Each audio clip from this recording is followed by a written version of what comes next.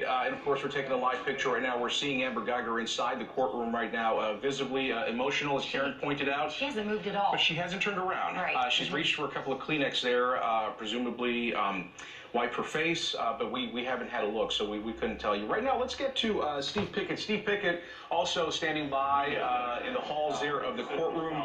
Steve, talk a little bit about what you're seeing there as far as reactions, and perhaps let's get into what happens next, because the punishment phase is what's next, correct?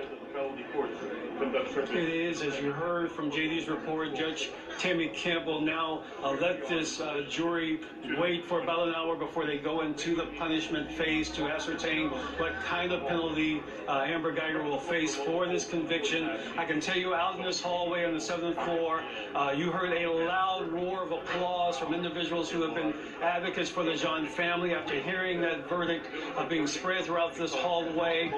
Many of them supporting for the call for the case that was before her. The case before her was a charge of murder, that she intentionally shot this man who was sitting in his own apartment. Obviously, this jury had a consideration of possible manslaughter as well. They were given that charge by this judge, but within a matter of minutes, we could see movement heading back into that courtroom, and you could see individuals whispering that yes, indeed, there was a verdict and people were heading back in. So we waited, just as you were watching, to hear exactly what that reading would be, and you could see from our vantage point a crowd of individuals just outside this courtroom showcase their applause and approval for hearing that verdict of guilty. As you mentioned, the process now is what they call phase 2 of this trial, which is the penalty phase. At 1 o'clock, that jury will go back into that courtroom with Judge Kemp, prosecutors, and defendants to talk about what is the adequate